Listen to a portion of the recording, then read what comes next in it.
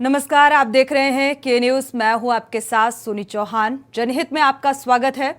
जनहित में आज बात यूपी सरकार की योजनाओं को लेकर, नारी सम्मान को लेकर तमाम योजनाएं चला रही है यूपी सरकार, लेकिन इसके बावजूद अलीगढ़ का एक पिता अपनी बेटी और बहनों के सम्मान की लड़ाई लड़ने के लिए मजबूर है। आर्थिक तंगी से जूझ रहे इस पिता के आगे बेटी और बहनों के हाथ पीले करने का संकट खड़ा हो गया है। पहले आपको रिपोर्ट दिखाते हैं, इसके बाद चर्चा करेंगे।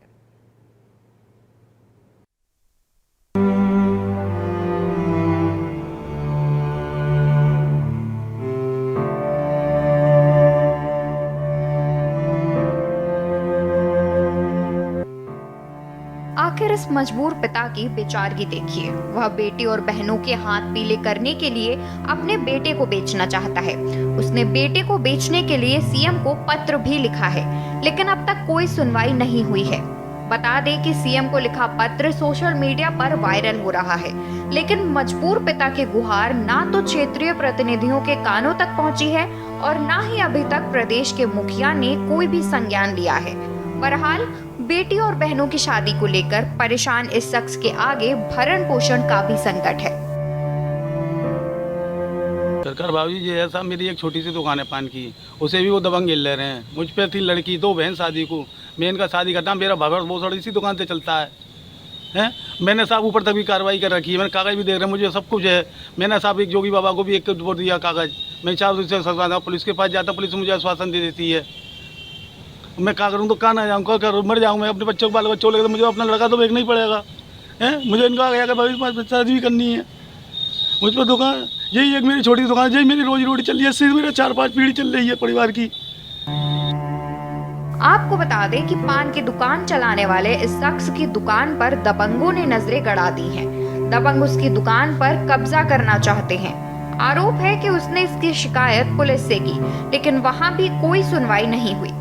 सरकार कहती है कि प्रदेश में दबंगों का बोलबाला खत्म हो रहा है और मजबूरों के लिए सरकार हर वो कदम उठा रही है जिससे उनकी परेशानियों को दूर किया जा सके। अब सवाल ये है कि ऐसी मजबूरी में यह शख्स किसके सामने हाथ फैलाए।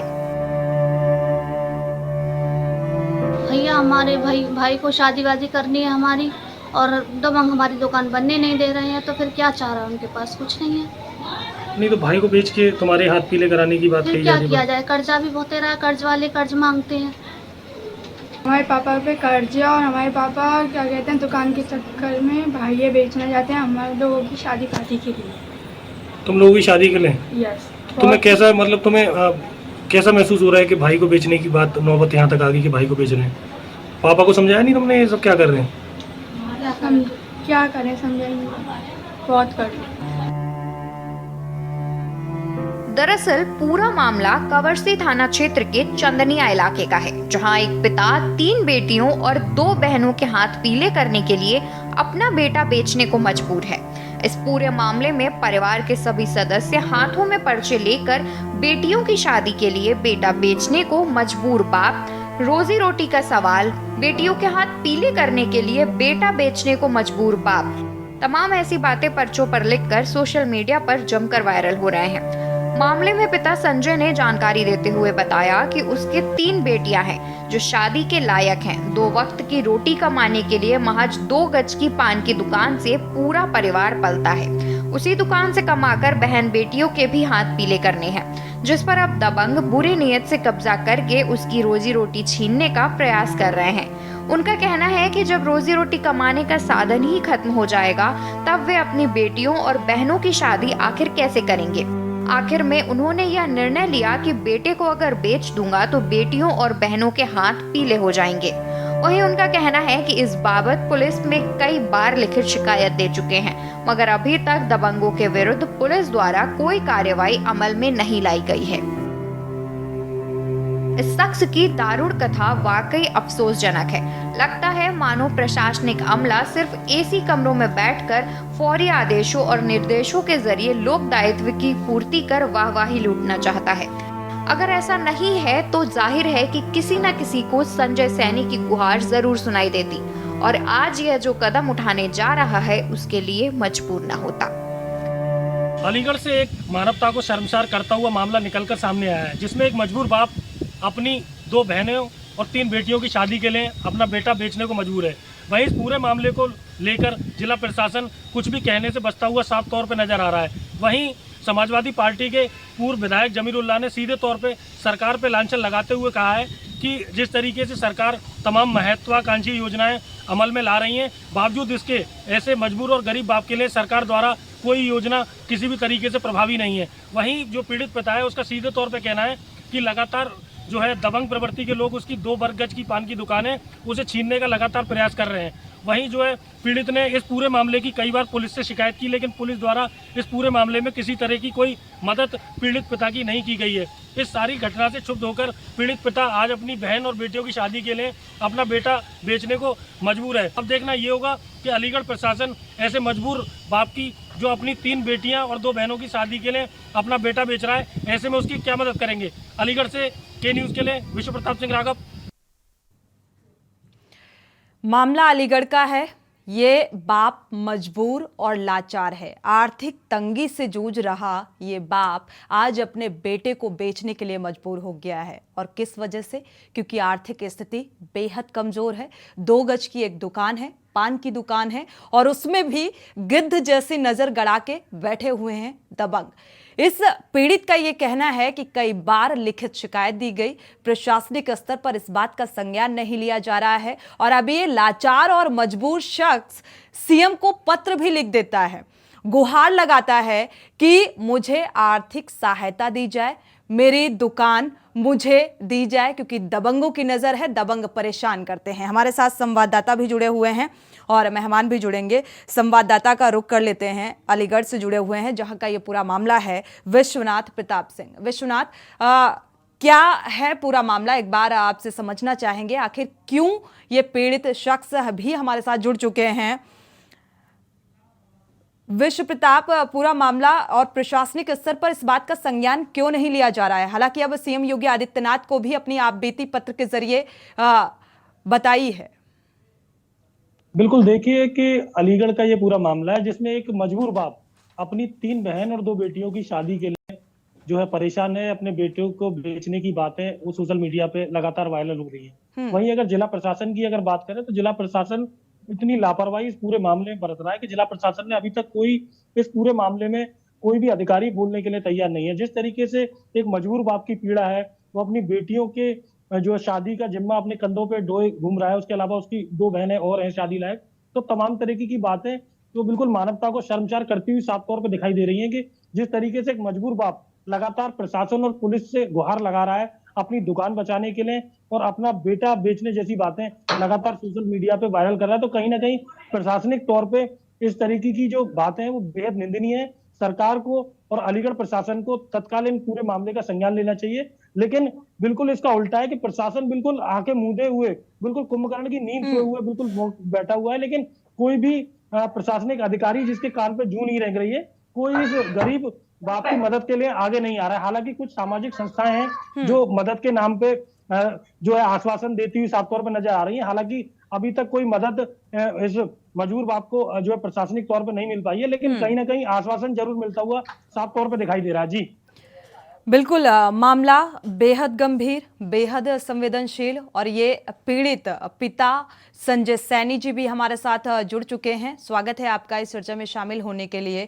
जनहित में अक्सर ऐसे मुद्दे उठाए जाते हैं जो सीधा सरोकार जिनका आम जनता से होता है, आम जनता के वो दुख, दर्द और समस्याएं जिनको लेकर हम जनहित में चर्चा करते हैं। और आज बेहद गंभीर मामला ये सामने आ रहा है अलीगढ़ का, जहां पर एक मजबूर या लाचार कहें इस पिता को एक पत्र लिखना पड़ जाता है कि हम कैसे अपनी बेटी के हाथ पेले करेंगे, और अपने बेटे को बेचने के लिए मजबूर होना पड़ रहा है। बड़ी बात है, क्योंकि अगर सरकार की बात करें, सत्ता पक्ष की बात करें, डबल इंजन की सरकार है, योजनाएं बहुत सारी लाई गई, लेकिन वो योजनाएं भी प्रभावी साबित होती नजर नहीं आ रही हैं। और सबसे अहम बात यहां पर ये कि एक 2 गज की दुकान में भी दबंगों की नजर है। तो ये प्रशासनिक अमला, ये जिम्मेदार आखिर कर क्या रहे हैं? बावजूद शिकायत करने के इस बात का संज्ञान क्यों नहीं लिया जा रहा है?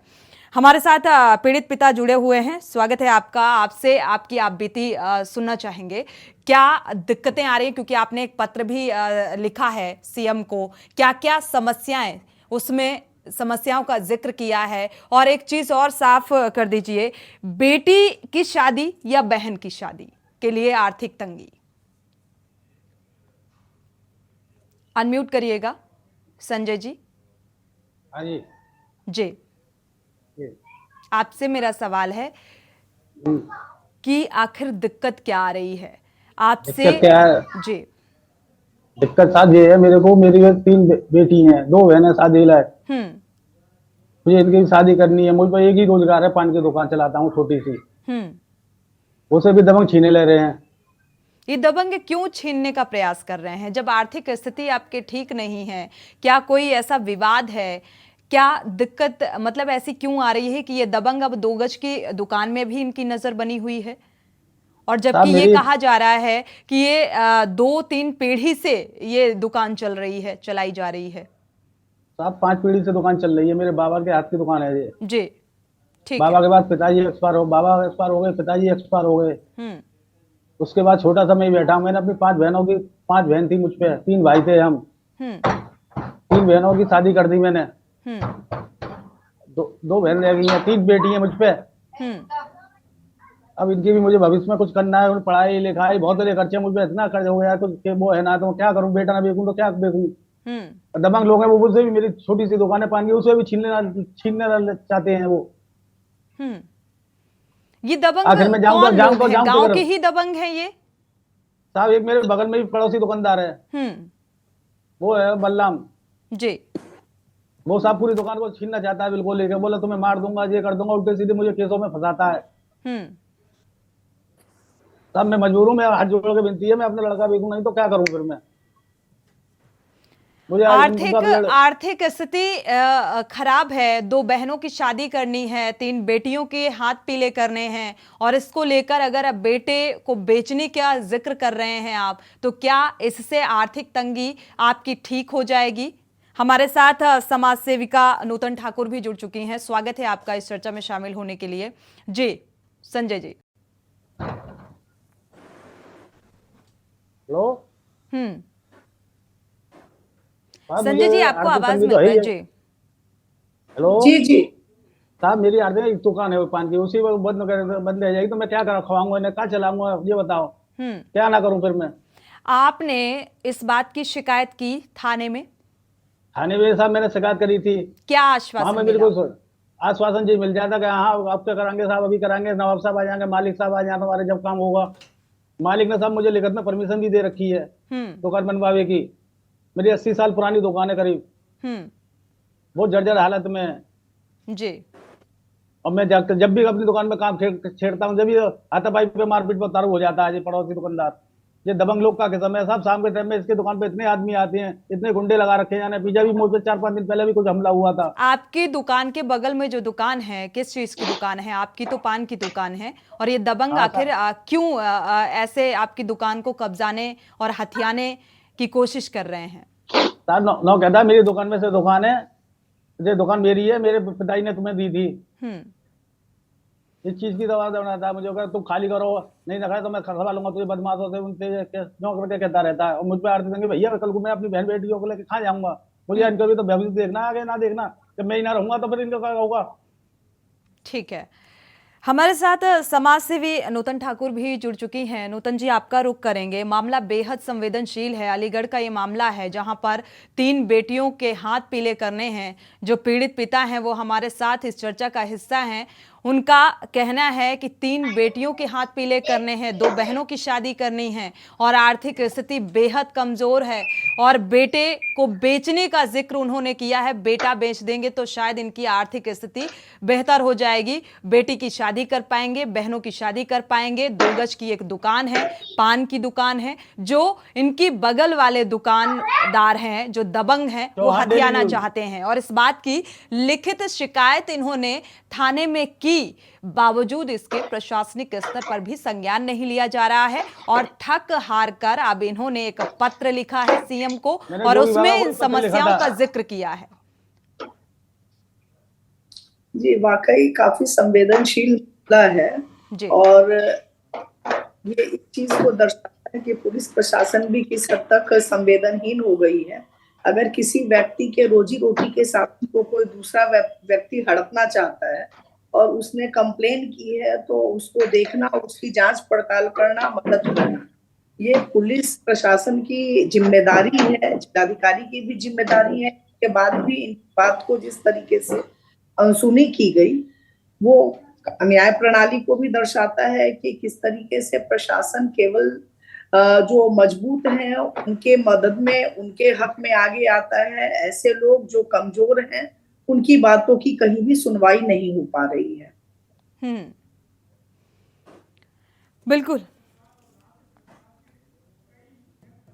देखा जाए तो भारत सरकार की तरफ से और राज्य सरकार की तरफ से जन कल्याणकारी योजनाएं लाई जाती हैं कि उससे कुछ आम जनता का हित हो सके, भला हो सके। बावजूद इसके, चाहे हम बेटी अनुदान का जिक्र कर लें, सुमंगला योजना का जिक्र कर लें, तमाम ऐसी सरकार की योजनाएं आम जनता के हित के लिए लाई जाती हैं।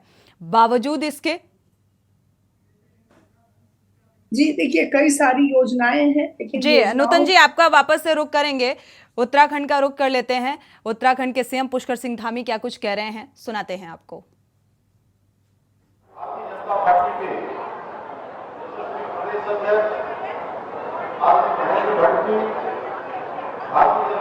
के राष्ट्रीय महामंत्री और उत्तराखंड के प्रभारी आदरणीय विजयेंद्र गौतम जी, लोकसभा क्षेत्र हरिद्वार के लोकप्रिय सांसद, भारत सरकार के पूर्व मंत्री, उत्तराखंड सरकार के पूर्व मुख्यमंत्री आदरणीय रमेश पोखरियाल निशंक जी, वरिष्ठ मंत्री आदरणीय सतपाल महाराज जी, श्री सुबोध उनियाल जी जो इस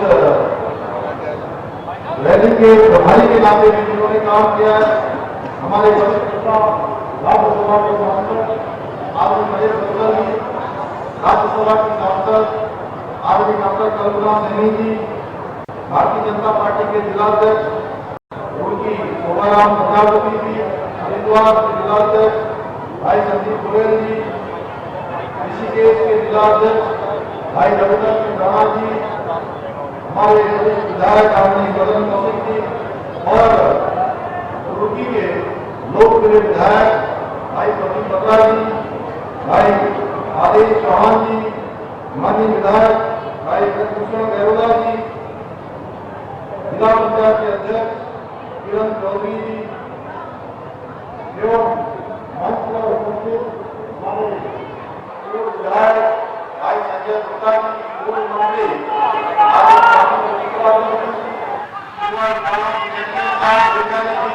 हमारे सभी मंचासी, सभी हमारे पदाधिकारीगण, सभी आए हुए वरिष्ठ नेतागण और इस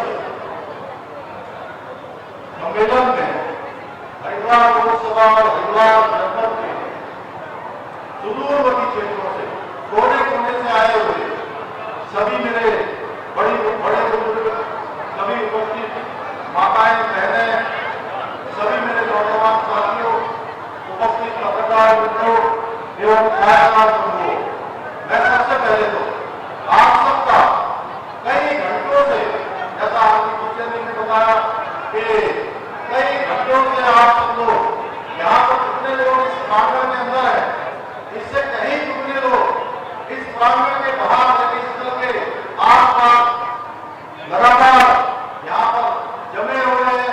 मैं आप सबकी इतनी विशाल उपस्थिति को दोनों हाथ जोड़कर प्रणाम करता हूँ, नमन करता हूँ। भाइयों बहनों, आज ये कार्यक्रम में उपस्थित केंद्र व राज्य सरकार की विकास योजनाओं के सभी लाभार्थी भाई, जैसा हमारे प्रदेश अध्यक्ष ने कहा, आदरणीय डॉक्टर निशंक जी ने कहा कि कोई न कोई किसी न किसी रूप में इन 9 वर्षों में मोदी जी की सरकार से डायरेक्ट या इनडायरेक्ट रूप से लाभान्वित हुआ है और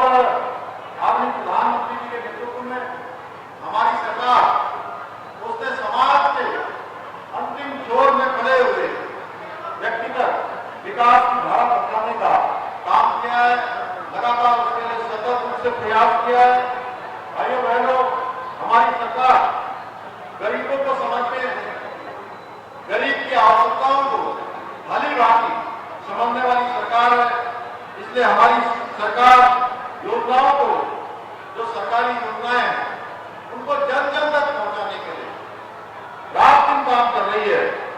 इसी का परिणाम है कि कहाँ इतनी चिलचिलाती धूप है, उमस भरी गर्मी है, और आप सबकी ये संख्या बता रही है कि आप सब लोग जो केंद्र में मोदी जी की सरकार ने हर एक व्यक्ति के लिए काम किया है, हर एक गरीब भाई बहन के लिए काम किया है, हर एक शोषित वंचित और दलित के लिए काम किया है, हर एक समाज के अंतिम छोर में खड़े हुए व्यक्ति और रहने वाले लोगों के लिए उनके जीवन को ऊपर उठाने के लिए काम किया है। उसी का परिणाम है कि इतनी बड़ी संख्या में आप सब लोग हमें आशीर्वाद देने के लिए यहाँ पर पधारे हैं। भाइयों बहनों, देश में पहले जहाँ शोषितों और वंचितों का तुष्टीकरण होता था, वहीं अब शोषितों और वंचितों का तुष्टीकरण नहीं होता है, बल्कि सबका समानता के अधिकार पर, समानता के एक भाव को लेकर सबके साथ न्याय के सिद्धांत पर काम करते हुए सबके सशक्तिकरण का काम हो रहा है। यह आदरणीय प्रधानमंत्री जी का कुशल नेतृत्व, उसी नेतृत्व का एक परिणाम है कि पिछले 9 वर्षों के दौरान हुए विकास कार्यों को सभी मापदंडों पर तोड़कर हम कह सकते हैं कि हमारे देश ने इन 9 वर्षों में हर क्षेत्र में अभूतपूर्व रूप से प्रगति की है, अभूतपूर्व रूप से देश आगे बढ़ा है। पूरी दुनिया के अंदर भारत का मान सम्मान, स्वाभिमान और पहचान इन 9 वर्षों में पूरी दुनिया के अंदर फैली है। भाइयों बहनों, आज सारी दुनिया हमारे देश के, हमारे यशस्वी प्रधानमंत्री मोदी जी का लोहा मांग रही है। आपने देखा होगा, चाहे इससे पहले 3 देशों की विदेश यात्रा हो या अभी हाल में अमेरिका और दुनिया के अन्य देशों की यात्रा हो, उसमें किस प्रकार से माननीय प्रधानमंत्री जी का स्वागत हुआ है, वो सारी दुनिया ने देखा है। भाइयों बहनों, ये केवल प्रधानमंत्री जी का स्वागत नहीं है, बल्कि भारत में रहने वाले हर एक भारतवासी का स्वागत दुनिया के देशों में हो रहा है।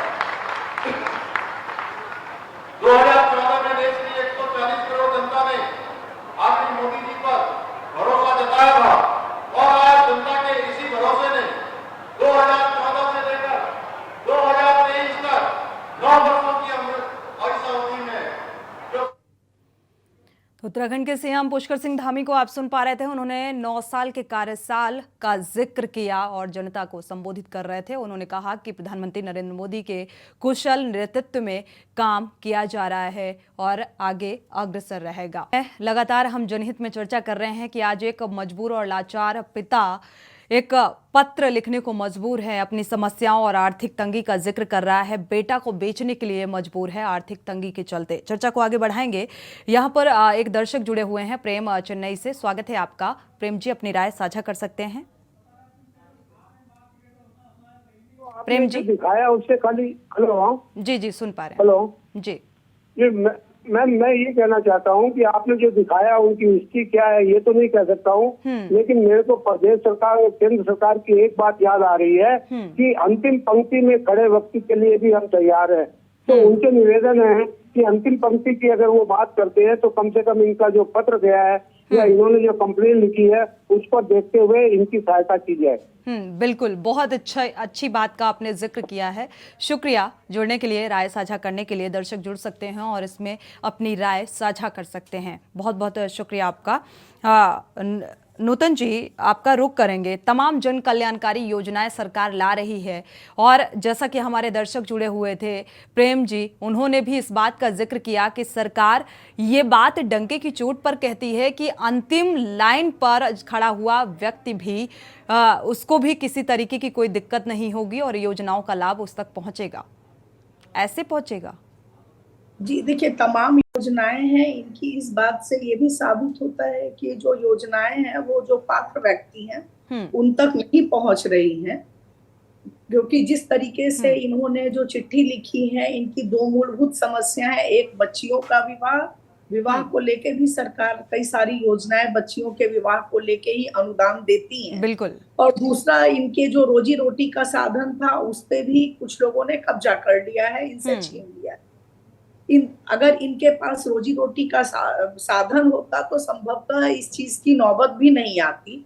इन्होंने दोनों चीजों की सूचना दी है। अनुदान के लिए इन्होंने आवेदन दिया है, नहीं दिया है ये नहीं मालूम है। अगर बच्चियां विवाह योग्य हैं वो उसके लिए अनुदान के लिए आवेदन दे सकते हैं, लेकिन वो भी तत्काल मिल नहीं पाता है और उसकी भी तमाम प्रक्रियाएं होती हैं। बहुत कम लोगों तक ही वो अनुदान भी पहुंच पा रहा है। जो वास्तविक पात्र हैं उनको ये अनुदान लेने में नहीं मिल पाता, बिल्कुल नहीं मिल पाते हैं। दूसरा, इनका जो दबंगों ने जो तात्कालिक समस्या है, इनकी दुकान पे कब्जा कर लिया है, छीन लिया है, उसको देखा जा सकता है। प्रशासन उस पे समय रहते कार्रवाई कर सकती है, वो भी नहीं की गई है। अगर उस पे कार्रवाई करके वहां भी इन्हें न्याय मिल जाए तो भी इनकी एक बहुत बड़ी समस्या का समाधान हो सकता है। बिल्कुल।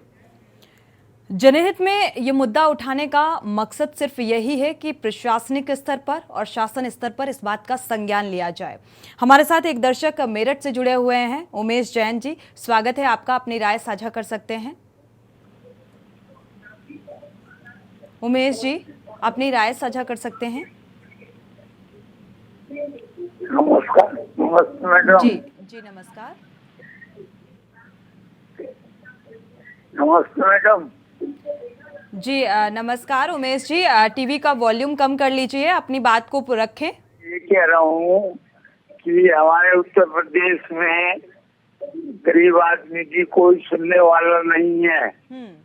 कोई वो लेटर लिख ले, कुछ भी लिख ले, उसके बाद भी कोई सुनवाई नहीं हो रही है। मैंने 16 महीने से एक लेटर लिख रखा है। नमस्ते मैडम।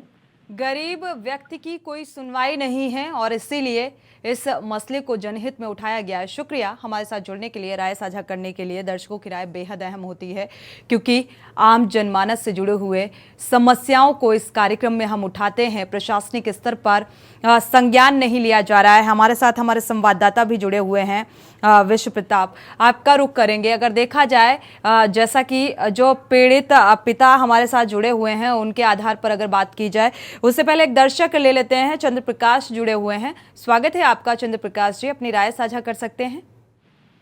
मैं ये कहना चाहता हूँ कि जो पीड़ित पिता आप दिखा रहे हैं जी, वो जो स्टोरी आप टीवी पे चला रहे हैं उसको देख करके सुन करके मेरा हृदय द्रवित हो रहा है। बहुत मैं व्याकुल हो रहा हूँ कि किस प्रकार हमारे देश में ऐसे लोग भी अभी हैं जो बेचारे दुख पा रहे हैं। वही मैं ये भी कहना चाहता हूँ कि कानपुर में करोड़ों रुपए का सोना प्राप्त हो रहा है। करोड़ों रुपए की जो पैसा है वो नोट मिल रहे हैं। मैं ये कहना चाहता हूँ कि एक गरीब बेचारा गुहार लगा रहा है और एक अमीर दिन ब दिन सोने को ही बढ़ाया जा रहा है, पैसे को ही बढ़ाया जा रहा है। तो ये दो प्रकार की हमारे देश में जो समस्याएं हैं इनका भी निदान होना चाहिए। और ये जो पैसा प्राप्त हुआ है अगर उसमें से ऐसा गरीबों के ऊपर अंश लुटा दिया जाए तो कोई हर्ज नहीं। बिल्कुल, लेकिन ऐसा पॉसिबल ही नहीं है। जिसके पास है उसे और चाहिए, जिसके पास नहीं है उसके सुनने वाला, उसको देने वाला कोई नहीं है। शुक्रिया हमारे साथ जुड़ने के लिए और ये राय साझा करने के लिए। विश्व प्रताप, आपका रुख करेंगे।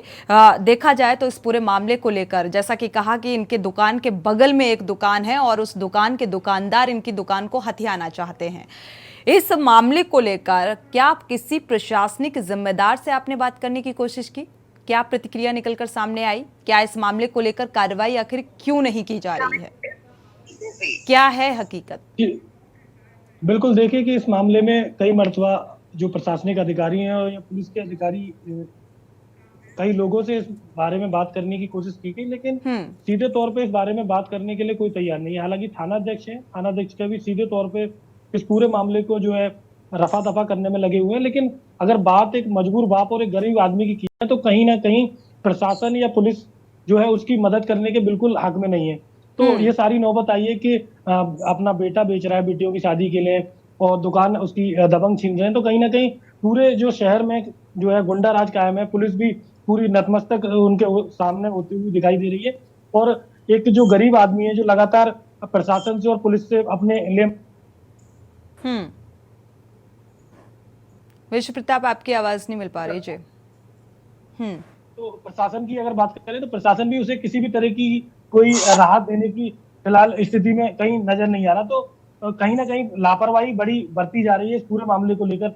वहीं जो है पीड़ित ने जिस तरीके से मुख्यमंत्री को पत्र लिखा है, अपनी जान माल की सुरक्षा की बात कही है, बेटियों की शादी के लिए बेटा बेचने की बात कही है, तो कहीं ना कहीं अलीगढ़ जो जिला प्रशासन है उसका साफ तौर पे जो रवैया है वो पीड़ित के प्रति जो अच्छा नहीं है। जी, पीड़ित के प्रति रवैया अच्छा नहीं है और अक्सर देखा गया है कि जो पीड़ित होता है उस पर प्रशासनिक स्तर पर भी दबाव बनाया जाता है, शासन स्तर पर भी दबाव बनाया जाता है और प्रशासनिक स्तर पर तो गैर जिम्मेदाराना रवैया अक्सर देखने को मिल जाता है। और यहाँ पर जिस मसले को लेकर हम चर्चा कर रहे हैं, यहाँ पर भी प्रशासनिक कार्यशैली कटघरे पर खड़ी होती नजर आ रही है। जिस तरीके का पूरा तस्वीर हमने दिखाई और जिस पर हम चर्चा कर रहे हैं, हमारे साथ आगा लूनस जी भी जुड़ चुके हैं, कांग्रेस प्रवक्ता हैं। आपका स्वागत है इस चर्चा में शामिल होने के लिए। आपका रुख कर लेते हैं इस पूरे मामले को लेकर। आपकी प्रतिक्रिया भी बेहद अहम हो जाती है विपक्ष में होने के नाते, क्योंकि सरकार सत्ता पक्ष की तरफ से बार बार ये कहा जाता है कि लाइन में लगे अंतिम व्यक्ति तक योजनाओं का लाभ उस तक पहुंचाया जा रहा है। कैसे पहुंचाया जा रहा है समझ में नहीं आ रहा है और सवाल खड़ा होता है कि अगर अंतिम व्यक्ति तक ये योजनाएं पहुंच रही हैं तो आखिर फिर ये कौन लोग हैं जो ऐसी दिक्कतों से दो चार हो रहे हैं। आज एक मजबूर बाप को अपना बेटा बेचने की नौबत आ पड़ी है। देखिए, ये भाजपा सरकार पूंजीवादियों की सरकार है, गरीब विरोधी सरकार है। इसकी मानसिकता में गरीब विरोधी, ये पूरा का पूरा आप देखें, ये ऐसा प्रकरण है, ये अलीगढ़ को शर्मसार करता है, उत्तर प्रदेश को शर्मसार करता है, देश को भी शर्मसार करता है कि आज अमीरी और गरीबी के बीच में जो बढ़ती खाई है, जो मोदी सरकार द्वारा प्रायोजित है, और गरीबों का धन लूट लूट कर अमीर धन्ना सेठ बन रहे हैं और चंद पूंजीवादी शक्तियां वो आज जो है पूरे देश की संपत्ति पर काबिज हो रही हैं। ये उसी का प्रतिफल है। आज देखें, एक गरीब बाप किस तरह से अपने बेटे को बेचने को मजबूर है, अपनी बेटियों की शादी के लिए और तमाम चीज़ जीवन यापन करने के लिए। और मैं ये देख रहा हूँ कि पुलिस प्रशासन और उत्तर प्रदेश की सरकार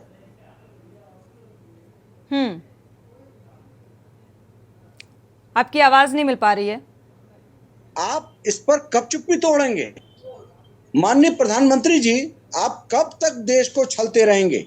देश को कब तक गुमराह करते रहेंगे? सवाल यहाँ सीधा सीधा ये है कि भाजपा पूंजीवादियों की सरकार है। पूंजीवादियों की सरकार है तो ये कहना चाहिए डंके की चोट पर कि हम गरीबों के मसीहा नहीं हैं। चिल्ला चिल्लाकर ये चुनाव प्रचार प्रसार के दौरान ये बातें, योजनाओं का बखान किया जाता है। तमाम योजनाएं, जन कल्याणकारी योजनाएं जनहित में लागू की गई हैं, लेकिन उन पात्रों तक ये योजनाएं पहुंच ही नहीं पाती। ये बड़ा दुर्भाग्यपूर्ण है और यहाँ पर वोट, इन्हीं गरीबों के वोट से ये सत्ता में काबिज होते हैं और ये हाल है।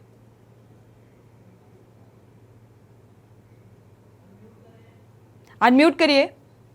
जी जी जी जी जी, मैं आपकी बात से सहमत हूं और मैं उस पर और 2 कदम आगे बढ़ना चाहता हूं। जी, ये भाजपा सरकार का अगर आप पूरा वो देखें ब्यौरा, तो ये भाजपा सरकार के जो मानसिकता है, ये गरीब विरोधी है, ये किसान विरोधी है, युवा विरोधी है, महिला विरोधी है, ये आम जन विरोधी सरकार है। ये चंद पूंजीवादियों के हितों की सरकार है। ये उन्हीं के लिए काम करती है, उन्हीं को। आज आप देखें, अडानी अंबानी के अलावा इनके पास 2-4 और चंद उद्योगपति होंगे जो इनके साथ इनकी सरकार में आज पूरे देश की मलाई खा रहे हैं। पूरे देश की संपत्ति इनके हाथों में दी जा रही है। अकेले अडानी को देख लें आप, जो देश की संपत्तियां हैं, अक्रूर संपत्तियां हैं, जो देश की मेहनत का प्रतिफल है और देश के लोगों के खून पसीने की कमाई का प्रतिफल है, उसको लूट लूट करके इन लोगों ने सारा कुछ अडानी को दे दिया इस मोदी सरकार ने। ये मोदी सरकार देश के न व्यापारियों की सरकार है, न ये देश के उद्योगपतियों की सरकार, ये चंद पूंजीवादियों की सरकार है। ये देश को लूटना जानती है। देश के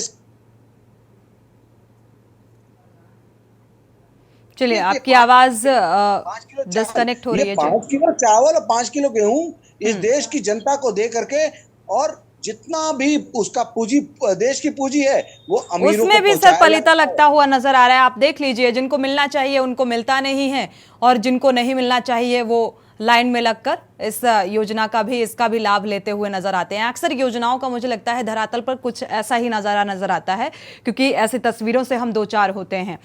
नूतन ठाकुर जी समाज सेवी हमारे साथ जुड़ी हुई हैं। आप आगा जी की बात से कितना इत्तेफाक रखते हैं? क्या यही जमीनी हकीकत है? क्योंकि आप समाज सेविका है, मुझे लगता है सामाजिक स्थिति को और जमीनी स्तर पर योजनाएं किस तरीके से आम जनता के बीच पहुंच रही हैं, आप बेहतर जानती हैं। देखिए, जो भी योजनाएं हैं, जो पात्र हैं, उनके लिए कंडीशंस भी योजनाओं के ऐसे रखे जाते हैं कि उनको तो डॉक्यूमेंट इकट्ठा करते ही समय बीत जाता है। कई सारे आवश्यक अभिलेख इनके पास नहीं हो पाते जो पात्र हैं उनके लिए। जो नहीं पात्र हैं उनके पास सारे अभिलेख भी मिल जाते हैं, उनको योजनाओं का लाभ भी मिलता है। कभी तमाम बार पकड़े भी जाते हैं ऐसे लोग, लेकिन जो वाकई में पात्र हैं उन तक, उनको जो उनके लिए योजनाएं आई हैं उनको लेने में तमाम मुश्किल आती है। एक तो उनके पास उतना वो शिक्षित भी नहीं होते कि जितने फॉर्मेलिटीज दी जाती हैं उसको वो कंप्लीट कर पाए। काफी मेहनत के बाद अगर पात्रता में आ भी, सूची में शामिल भी हो जाते हैं तो कई बार उतना बजट नहीं आता और ये इंतजार करते रह जाते हैं। योजनाएं तो हैं लेकिन कई बार होता उस फाइनेंशियल ईयर में बजट नहीं है। तमाम योजनाएं देखिए, विधवा पेंशन और हर जगह जहाँ 6-6 महीने, साल लोगों को वो खाते में पैसा आते लग जाता है। उसके बाद जो सुनवाई की बात है, जैसे इनकी समस्या है, कुछ लोग इनके जमीन को हड़पना चाह रहे हैं, दुकान पे कब्जा करना चाह रहे हैं, वहां ये शिकायत कर रहे हैं, इनकी सुनवाई नहीं हो रही है।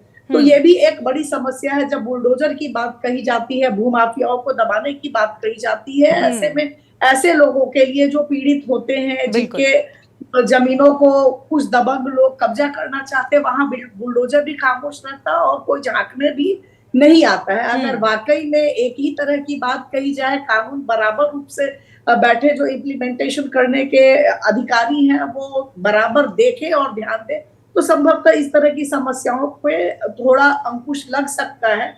लेकिन सुनवाई आम जनता की नहीं हो रही है, वहां भी व्यक्ति विशेष, पार्टी विशेष को देख के कार्रवाई होती है, तभी इनके जैसे लोग मजबूर इस तरह का पत्र लिखने को मजबूर होते हैं। बिल्कुल। और उसके बाद भी ये आज जो स्क्रीन पर नजर आ रहे हैं, ये इनकी लाचारी है। किसी को मुझे लगता है ये शौक नहीं होगा कि हम अपनी मनोदशा, अपनी आर्थिक तंगी का जिक्र इस तरीके से करें। मुझे नहीं लगता है कि किसी को भी ऐसा लगेगा, लेकिन ये आज इस शख्स की ये मजबूरी है जो आज हमारे साथ बैठे हुए हैं एज ए पिता, अपनी दिक्कतें बता रहे हैं। समस्याएं अनेक हैं, लेकिन समाधान कहाँ है?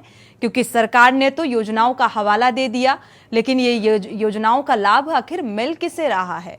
और यहाँ पर जब गरीबों की समस्याओं का निदान नहीं होगा तो आप गरीबों का मसीहा कहना बंद कर दीजिए। हमारे साथ पीड़ित पिता लगातार जुड़े हुए हैं, संजय जी। संजय जी, आपका रुख करेंगे। जैसा कि एक पान की दुकान है छोटी सी जो आप चलाते हैं, उससे आपका रोजी रोटी, जो बहुत सारे खर्चे मुझे लगता है वियर होते होंगे और बहुत सारे खर्चे निकलते होंगे। यहाँ पर क्या पूरे, क्योंकि 3 बहनें हैं, दो बेटियां हैं, और ऐसे में मतलब कैसे सारा मैनेज होता है? हेलो जी संजय जी, आपसे मेरा सवाल है। साहब, मेरी वही पान की दुकान है, उसी से मेरा जैसे भला भरोसा करता हूँ, उसी दुकान से अपने पूरा परिवार को उसी चलाता। मेरे भाई दो परिवार है, तीन वो भाई बहन है, हम सब उनका पूरा इस दुकान से चलता है खर्चा। मतलब सब कुछ इसी से हो जाता है? खाना पीना, राशन, जो भी घर में सब्जी भाजी, जो भी चीजें हैं, पढ़ाई लिखाई, फीस, न जाने कितनी ऐसी जरूरतें होती हैं जो बेसिक होती हैं। सब पूरी जरूरत की चीजें जितनी भी है, ब्याह शादी सब कुछ इसी दुकान से करना पड़ता है मुझे। अब आपने एक पत्र लिखा है सीएम को, हालांकि इस बात का भी संज्ञान नहीं लिया गया है। क्या मांग है आपकी सरकार से? मांग साहब मेरी क्या है, मेरी तो अपनी दुकान की मरम्मत हो जाए, दुकान की जाए, बहन बेटी आ जाए, दबंग लोग के तो मुझे परेशान ना करें। और क्या, मेरी विनती हाथ जोड़ के यही विनती है मेरी। ठीक है। और बेटी के बेचने का ख्याल क्यों आया आपके जहन में? साहब मुझ पर अगर धंधा ही ना रहेगा तो क्या करूं, जब लोग अगर कर जाएगा मुझे आगे जाके भविष्य में क्या करना है, ये दाऊद की बेटियों की क्या होगा, बहनों का क्या होगा आगे जाके? कल को मैं अभी को ऊपर दर उतार लूं या कोई आत्महत्या कर लूं, फिर मैं कहा जाऊंगा ऐसी तंगी में आके? जब मुझे धंधा ही ना रहेगा, करना रहेगा तो क्या करूंगा मैं? फिर एक दिन मजबूर रहकर मुझे आत्महत्या करनी पड़ेगी फिर। लेकिन आत्महत्या तो इन समस्याओं का हल नहीं है ना। अब क्या करेगा, मुझ पर काम धंधा नहीं है, इधर मजबूर है, मुझे कर्ज है, क्या करूं? जब भी एक कर्ज निकालता हूँ, हारी तकलीफ है घर में भैया, हारी तकलीफ चली जाती है, सब कुछ इसी दुकान पे और सबको। ठीक है, आगा जी आप कुछ कहना चाह रहे हैं इस मामले को लेकर? अभी ये बिल्कुल घर में।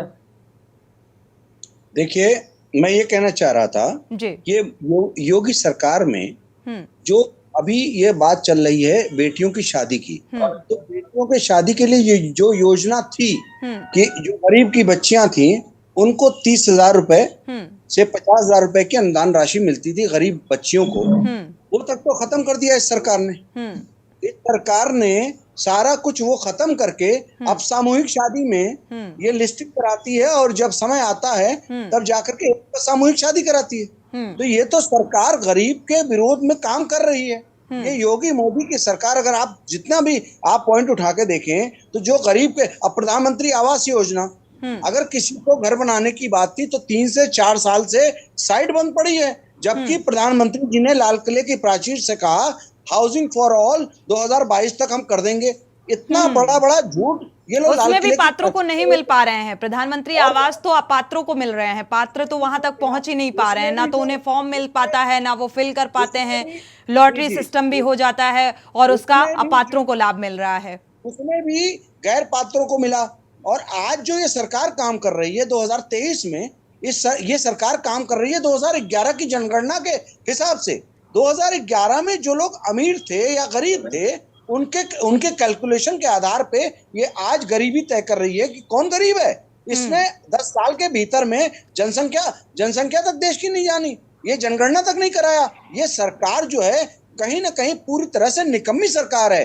ये देश के जनहितों में काम नहीं करती। जब जिस देश की जनगणना भी 12 साल से ना हुई हो और 2011 में एक किसी को परिवार को तय कर दिया गया है गरीब हो, और इधर कितने अमीर गरीब हो गए, वो सब गरीबी रेखा से दूर हैं। और कहीं ना कहीं पूरा भ्रष्टाचार, भाजपा सरकार भ्रष्टाचार का पर्याय है और भ्रष्टाचार ही इसका शिष्टाचार है। आज यूपी में ये सही है, बेहद संवेदनशील मुद्दा है। लेकिन आगा जी, यहाँ पर विपक्षी पार्टियां कहती हैं सत्ता पक्ष में जो है वो भ्रष्टाचारी है, कई तरीके के आरोप लगाए जाते हैं। प्रधानमंत्री का वक्तव्य सामने आ जाता है, वो विपक्षी पार्टियों को कहते हैं कि ये भ्रष्टाचारी हैं। तो इन आरोप प्रत्यारोपों से निकलकर मुझे लगता है राजनीति से परे अगर आम जनता के हित की बात की जाए तो आखिर इन आम जनमानस और ये गरीबी दूर होगी कैसे, ये अपने आप में बड़ा सवाल है। क्योंकि जो योजनाएं लाई गई हैं वो योजनाएं तो धरातल पर पहुंच ही नहीं रही हैं। देखिए, सरकार गरीबों के लिए न तो कोई नीति बना रही है, उनके अपलिफ्टमेंट के लिए कोई काम ही नहीं हो रहा है, न कोई नियत है। उनको कुछ नहीं करना, उनको गरीबों के वोट चाहिए। उन्होंने 5 किलो राशन के नाम पर पूरे देश को छलना शुरू किया। 80 करोड़ लोगों को जो ये बताते हैं कि ये राशन देते हैं, इसमें भी आधे से ज्यादा लोग अभी देश के अंदर बचे हुए हैं जो गरीब हैं, जिनको राशन गरीबी रेखा में मिलना चाहिए, लेकिन वो आंकड़े में है ही नहीं। ये पात्र और गैर पात्र पे ये पूरा सिस्टम करप्टेड हो चुका है। भ्रष्टाचार के जलभराव में इनकी पूरी व्यवस्थाएं डूबी हुई हैं। कोई सी भी व्यवस्था ले लें, राशन डीलरों से लेकर जो राशन की अगर आप देखें तो गरीबों को राशन की लूट चल रही है, खुलेआम चल रही है। डीलर से लेकर पूरा का पूरा सिस्टम, पूरा जो जिला पूर्ति कार्यालय तक सब का सब करप्शन में डूबा हुआ है। इसी तरह से कोई नगर निगम सेवा ले लें, पूरा भ्रष्टाचार का अड्डा बन चुका है। पुलिस प्रशासन को आप देखें, कहीं ना कहीं भ्रष्टाचार पर कई बार आगा जी, ठीक है, विपक्ष में होने के नाते आपके जो सवाल हैं वो बेहद अहम हैं और लाजमी हो जाता है जब ऐसी तस्वीर सामने आती है। जी, मसला ये है कि बाबा का बुलडोजर क्या कर रहा है? क्या बाबा के बुलडोजर में डीजल जब पड़ता है जब भाजपा का अहंकार उसके अंदर प्रदर्शित होता है, जब भाजपा को अपना अहंकार दिखाना होता है तब जो है देश के जब बुलडोजर निकलता है। आखिर डीजल क्यों समाप्त हो गया? गरीब की बात आती है और जब महिलाओं के साथ न्याय की बात आती है तो इनका डीजल कहाँ चला जाता है? आप देखिए ना, ये अगर ब्रजभूषण शरण सिंह को देखें तो उसके खिलाफ बुलडोजर की कार्रवाई तो होना दूर, उसको पूरा का पूरा सिस्टम बचाने में लगा। कुलदीप सिंह सेंगर के खिलाफ कार्रवाई नहीं होती। ठीक है, मसले बहुत हैं, मुद्दे बहुत हैं जिन पर हम चर्चा करेंगे तो समय कम पड़ जाएगा। हमारे संवाददाता हैं, रुक कर लेते हैं विश्व प्रताप सिंह का।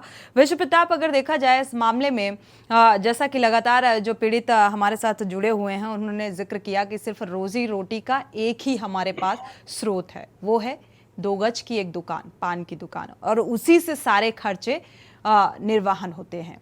तो ऐसे में बड़ा सवाल ये है कि आखिर आर्थिक स्थिति जो है वो बेहद कमजोर है और अब ये पत्र भी सीएम को लिखा गया है। हालांकि अभी योजनाओं को लेकर भी हम सवाल करेंगे कि आखिर कितना जानकारी है संजय जी को और उन योजनाओं का लाभ पाने के लिए उन्होंने प्रयास किया, मिला नहीं मिला, ये तमाम सवाल हैं।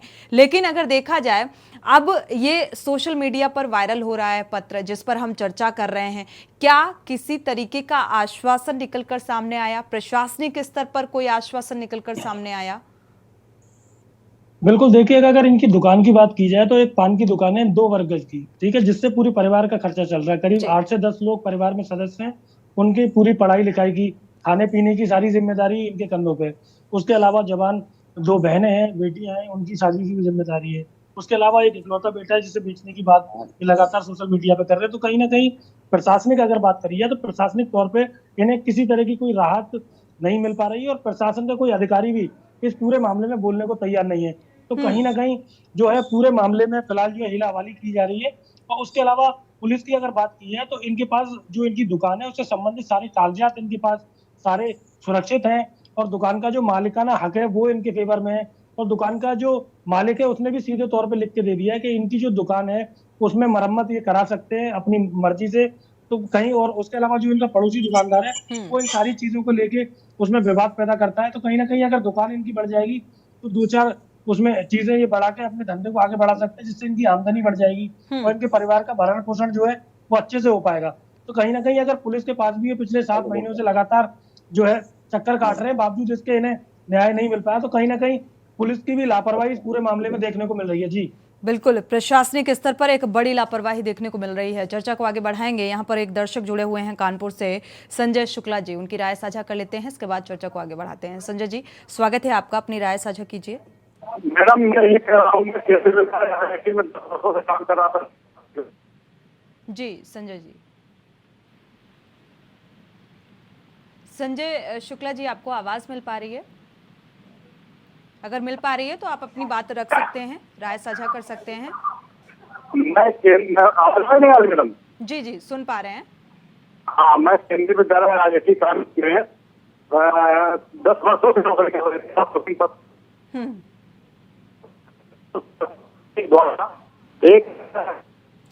संजय जी, आपकी आवाज क्लियर नहीं आ रही, नेटवर्क इशू लग रहा है। शुक्रिया हमारे साथ जुड़ने के लिए। अगले दर्शक गिरीश शुक्ला जुड़े हुए हैं, स्वागत है आपका गिरीश जी, अपनी राय साझा कर सकते हैं। गिरीश जी, अपनी राय साझा कर सकते हैं अगर आप सुन पा रहे हैं।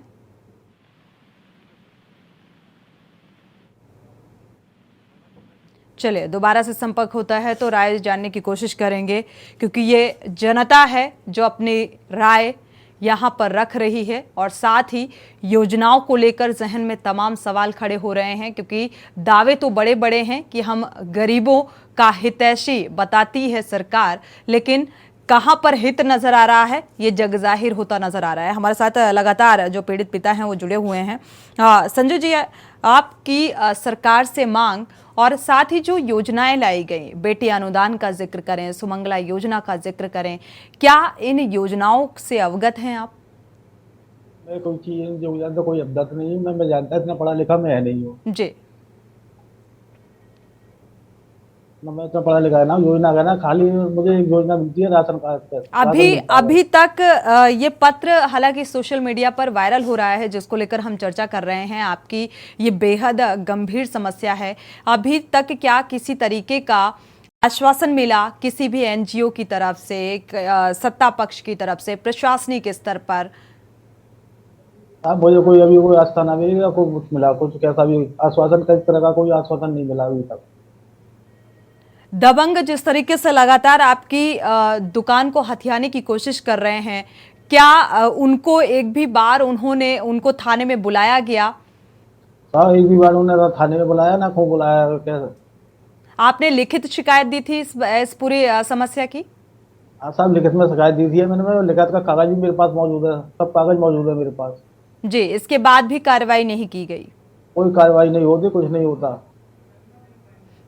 ठीक है, तो कई बार योजनाओं की जानकारी भी नहीं होती है और इसके बाद जी आगा जी आप का फाइनल कमेंट ले लेते हैं, क्योंकि अभी आपने संजय जी की बात सुनी होगी, उन्होंने साफ तौर पर कहा है कि ये इतने पढ़े लिखे नहीं हैं, हमें इन योजनाओं की जानकारी नहीं है। देखिए, गरीबों के पेट पर मारो लात और पूंजीपतियों को सारा धन ले जाकर के दे दो, यही है मोदी सरकार और योगी सरकार का मूल मंत्र। देखिए, ये संजय जी जैसे और बहुत सारे लोग हैं जो इस सरकार में गरीब होने का दंश झेल रहे हैं। सबसे पहले सरकार को गरीबों की मदद करनी चाहिए। गरीब के लिए सरकार सबसे अहम हो जाती है। बिल्कुल, सत्ता पक्ष ये भूल जाता है कि इन्हीं गरीबों के वोट से वो सत्ता पर काबिज होते हैं और इसके बाद इन्हीं को दरकिनार कर देते हैं और इनसे जुड़ी हुई किसी भी समस्या को गंभीरता से नहीं लेते। समय कम है, चर्चा को आगे नहीं बढ़ा सकते। आपका इस चर्चा में शामिल होने के लिए बहुत बहुत शुक्रिया संजय जी, आपका भी, विश्व प्रताप सिंह आपका भी जानकारी साझा करने के लिए, और आगा जी आपका भी बहुत बहुत शुक्रिया इस चर्चा में शामिल होने के लिए। सवाल यही है कि सरकार की तमाम योजनाएं, जन कल्याणकारी योजनाएं जनहित के लिए लाई जाती हैं, लेकिन मॉनिटरिंग ना होने के चलते धरातल पर, जमीनी स्तर पर ये पात्रों तक नहीं पहुंचती है और इसमें सरकार को इस बात को थोड़ा गंभीरता से लेना चाहिए और इसीलिए जनहित में इस मुद्दे को उठाया गया। आज एक गरीब अपने हक, आर्थिक तंगी के चलते सीएम योगी आदित्यनाथ को पत्र लिखा गया, उसके द्वारा बावजूद इसके अभी तक किसी तरीके का ना तो शासन स्तर से ना प्रशासन स्तर से कोई आश्वासन अभी तक नहीं मिला है। जनहित में फिलहाल बस इतना ही। आगे खबरों के लिए आप देखते रहिए के न्यूज़ इंडिया।